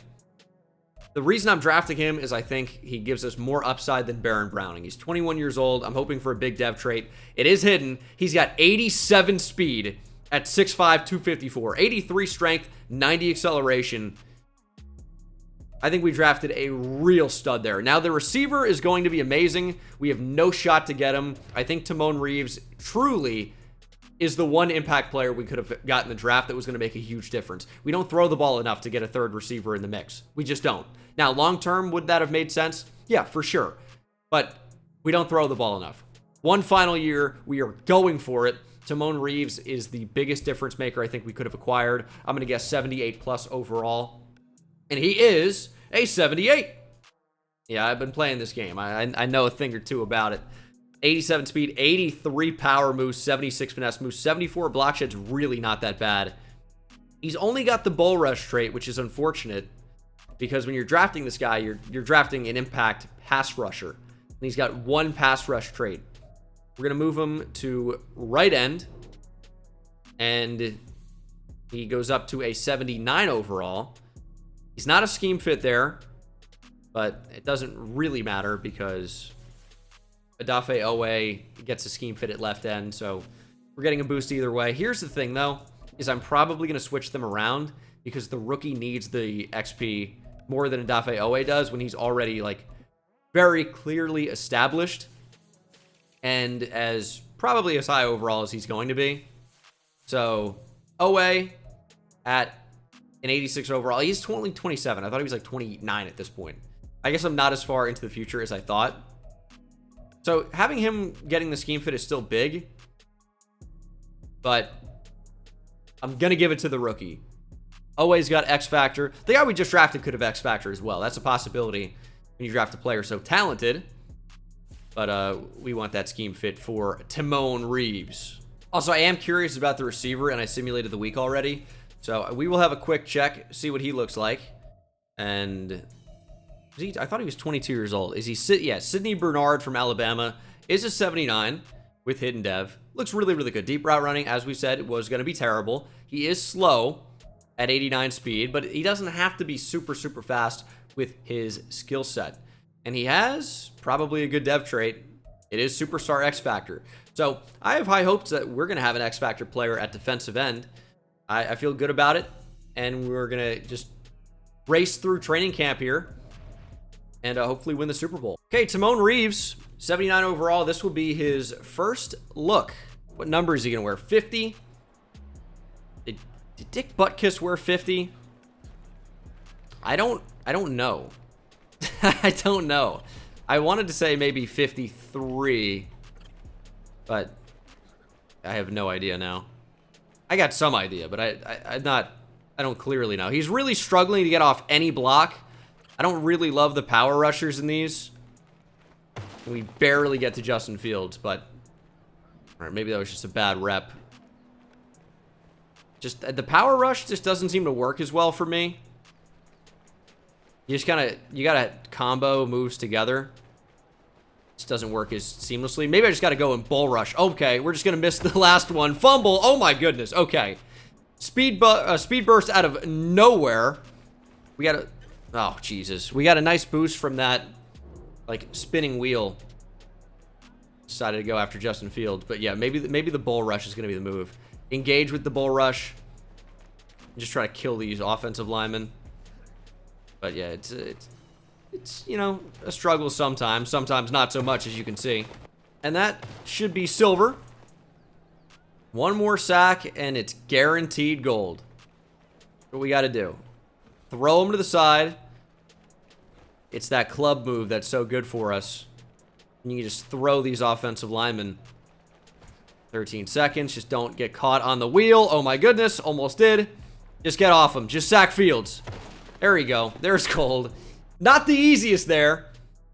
I mean, it wasn't difficult, but it's just, you know, a little dicey. I think I've probably whiffed on like 5 consecutive tackles. This hopefully is not going to be one of them. But the problem with having a really good running back is in this particular training camp drill, sometimes Nick Chubb is annoying to tackle. He's just too good. So he'll throw you off if you want to hit stick. He'll make a play. He'll strategically run into an offensive line dummy there and get positive yardage. It's frustrating. All right, you know the offense pretty well at this point. Brought in Nick Chubb. He had a good year last year. Hoping for more of the same. And then defensively, got 4 good corners, 2 good safeties, an excellent group of linebackers. Jack Sanborn in there as well. And then a defensive line that I expect really big things from. And hopefully that comes to fruition. And we have, you know, guys making plays. That's what we want. We want a Super Bowl caliber team here. We came up just short. And there was a lot happening last year. In dramatic fashion, we make the Super Bowl, but then come up short and don't end up winning it. So a little bit frustrating. We're going to make sure the proper players are in here, because I don't know why my stud defensive end rookie Timon Reeves wouldn't be a rush end for us. So we got to make sure he's in. And then I will see you for the playoffs. That's what it's going to be. Timon Reeves just got an ability slot, so he's got at least superstar dev. We can't equip him with an ability right now, but he just got upgraded to an 80 overall plus ability slot. So he's got at least superstar dev, which is nice. Plus 2 speed for Tyreek Stevenson. I don't think I've ever seen that type of an upgrade before. This has been a crazy rebuild for a lot of reasons already. There's been so much chaos. And I know it doesn't seem like much, but I will count a plus 2 speed upgrade in there as being crazy. That is absurd. And we do make the playoffs. Packers go just 1-16. We again have the #1 defense in the league. We're 12-5. Vikings join us with that record as well, and we are playing in another early round of the playoffs. No first round bye. Justin Fields, good year. Increased his touchdown output, but also the interceptions went up as well. Nick Chubb ran for 1,600 yards, 12 touchdowns. Justin Fields over 800 yards. Receiving, 12 touchdowns for Komet. Wow. But yeah, no 1,000-yard receiver. Nobody even came close. And then defensively, Tremaine Edmonds, plenty of tackles. Terrence Harris had 15 TFLs, also 11 sacks, which led the team. Owe had 10. Reeves had 9.5. Good rookie year. 3.5 for Killings, 3 for Callahan, and 3 for Owusu Koromoa. And then plenty of players with 2 interceptions, including Matt Generals, who's getting more playing time. He's into the 80s now. Amazing speed. Coverage is amazing. He's just an amazing player. Block shedding could be higher, but, I mean, this team is set up for the future, which is what I like to do. I like to get, you know, if I can, super talented and younger players so that they can really develop over the course of a career. And that's, you know, easier said than done. And obviously that's what I want to do. And Reeves does have superstar X Factor. That was a great decision. I know we traded everything to get him. Ended up being a great decision. He is very, very good. We can get him up to an 85 overall here if we upgrade Power Rusher. Do we go Power Rusher or do we go Run Stopper?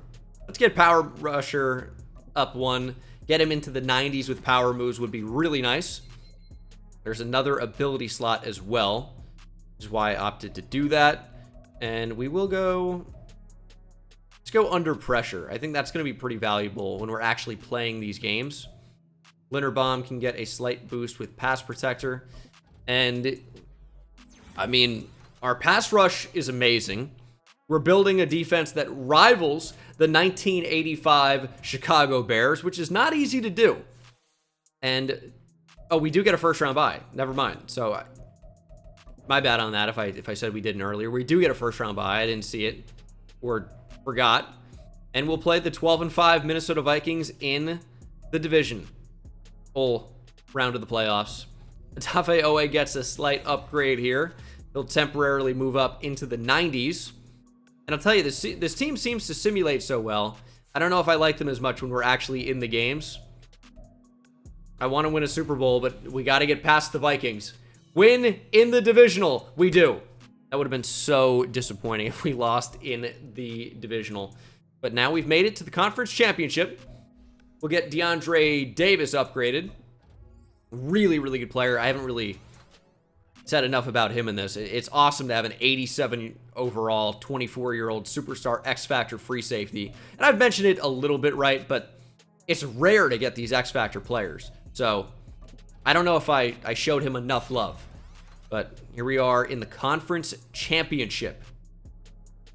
Need to win one more game to get back to the Super Bowl. Can we get through the Carolina Panthers? They went 15-2. Just a season ago, I believe. And now we are matched up with them here. Only one of us can advance to the Super Bowl. That's generally how these playoff games work. And we'll see if we can win. Here we go. Out to an early 14-0 lead. Panthers get a field goal and then another to make it a one-possession game. Our offense has kind of fallen asleep here, but we get a field goal and finally a touchdown, 24-6 as we approach the fourth quarter, and we are in the thick of it. Time flying off the board. 31-6 is your final. The Chicago Bears in dominant fashion. I mean, we really pulled away in the second half, and particularly the fourth quarter, but we'll call it dominant fashion. As Bryce Young is held to under 100 yards passing. Big time win to advance to the Super Bowl. Second time, 2 years in a row, we've made it to the final goal. Didn't win it a year ago. We'll see if we can win it now. Who will we be playing? Is a good question. And the answer is the Jacksonville Jaguars. Okay. Yeah, they always simulate pretty well. Let's take one final look at the team. I thought we'd have player upgrades, but evidently not. Justin Fields sticking at star dev. He's comfortable there. Star dev across the entire team or higher on offense is really nice for every starting position. And then defensively, these guys just all had X Factor. That's right. I'm like, did they get upgraded? But I haven't seen it since they all got it because we didn't check out Reeves. But no upgrades. No upgrades for anybody. Timon Reeves is playing up to an 89, but he's a true 86. He's one of the better players I've probably ever drafted, and he's still just 21 years old. So in 2 years, he's still going to be 23, right? So that's still younger than a lot of these other players you're going to find in the draft. You know, you look at that safety, I'm freaking out because he's so talented. Such a high overall at 24 years old. Well, Reeves is probably going to be pushing 99 overall at that point, or be very, very close. But not worried about that right now. We're trying to win a Super Bowl, and here we go. We're down 7-0 already. Not a good start. Is that Cameron Dicker? I guess it could be. Dicker the kicker, hook him. Looks a little bit different in that picture, but that's okay. It'd just be kind of a weird picture. Eddie Pinheiro doesn't even look... I mean, he still looks like Eddie Pinheiro, I guess, but it's not great quality. And oh my goodness, This is a weird situation. The Jags get the football, down by 3, 48 seconds to go from their own 1. Edmonds can't get to Lawrence, pass is completed, and the Jags actually have hope here. Oh my goodness. What a crazy situation to dive into. Just check down, keep him in bounds. That's a big tackle. 20 seconds to go. I would say get back. I mean, we don't really want to allow them to get in a field goal range, but at the same time, definitely don't want to allow a touchdown. Don't want to lose the game here. They have 8 seconds to get really to about the other 40, which they can do, but they have to get out of bounds. So we're going to kind of protect to the outside here, and if they want to check down, fine. And that's not what they needed. It's going to be a bomb to the end zone here. Super Bowl on the line. They'll need a Hail Mary. That's what it's going to come down to. And it seems like, do they even know that? Get back, please. Please. Usually it has you in like quarters prevent, but it didn't have that here. And they just go quickly to the outside. Pass is broken up, and that is the game. What an end to the Super Bowl here. I don't know what is happening to that coach. He looked very excited that we won the Super Bowl, if you know what I mean. I don't know. Go back, rewind, take a look at that coach running out on the field with a beard. Keep it to yourself, pal. Anyway, Super Bowl victory. We got it done with the Bears. Trevor Lawrence hyped up for his guy, Justin Fields. This celebration's so stupid. But that is going to do it. Lombardi coming back to Chicago. The Bears have finally, once again, won it all. Missed it in, I think, 2006 season, right? Not 2000, I think the game happened in 2007, but 2007 season, the Giants won it. Go Giants. That is the final. Bears win it. Justin Fields hoists the Lombardi up as the rain pours down in Miami. That'll do it for the video, guys. Thanks for watching and subscribing, and I'll see you in the next one. Take it easy.